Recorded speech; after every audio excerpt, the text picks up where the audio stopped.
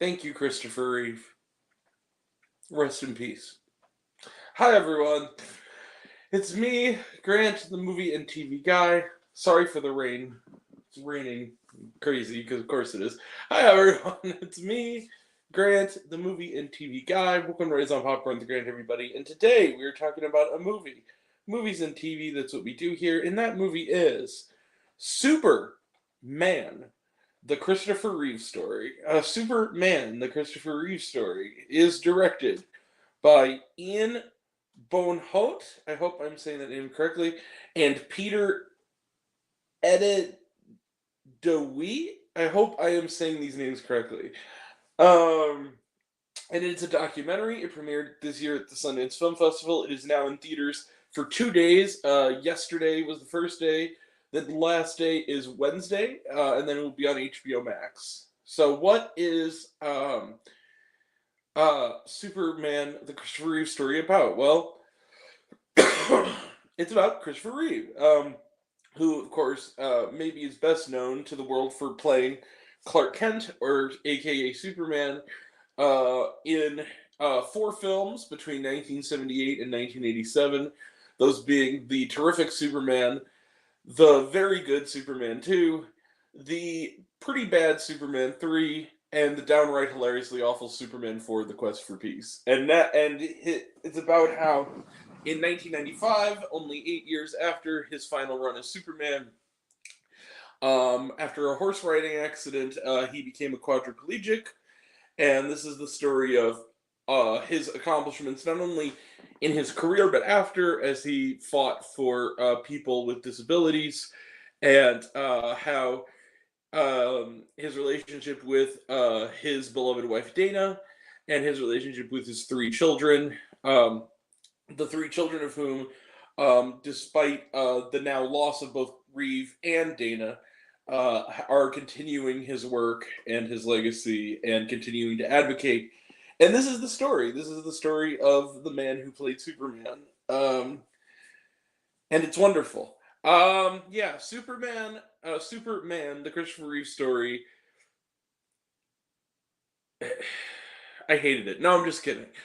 No, it's impossible to hate. Look, this is one of the best films of the year. This is easily the best documentary of the year. If you don't cry, or at least feel something, this is one of those movies where, like, if people say that they weren't moved by it, I kind of question their humanity. Like, it's that level of, how can you not, like, be moved by this? At least a little bit. This movie is devastating, but it's also inspiring. And it's inspiring without being phony about it. The film is well made. There's a nice motif involving a statue of Reeve that is floating through space a la Superman, and what they do with that. The talking heads are all very, very well chosen. You really get to know his kids. There's some really powerful insights. For instance, his oldest son talking about how his father was 42 and his youngest brother was 3 when his father got injured, and now he's 42 and has a 3-year-old son himself, which is is like is scary. They also talk to his youngest son Will, who's my age, and he talks about how in a period of about 18 months he lost his father, his grandmother, and his mother in the span of 18 months. Which, man, that's really, really, awful. And all this, and really great insights from some of his famous friends. We got Glenn Close here, Whoopi Goldberg, John Kerry, of all people. I haven't seen him in a while. Susan Sarandon, talking about him and talking about his life, and some stuff that I didn't even know. Like, for instance, not only were he and Robin Williams friends, they were like best friends. In fact, they were college roommates, and they were like basically brothers. I'm pretty sure that, like, Christopher Reeve was like Robin Williams' kid's godfather, which is insane. You wouldn't. I never heard that Christopher Reeve and Robin Williams were buddies. That's really cool. Um, also, Jeff Daniels talks about his time working in theater with Reeve, especially when they were students. Just a really great documentary about a really great man. And I think what comes out of it is this powerful portrait of this guy who really did change the world. And he wasn't a perfect guy, and it's not a hagiography. They show that he was a flawed, fallible human being like the rest of us. And he had doubts, and he also struggled with being Superman and being known as that.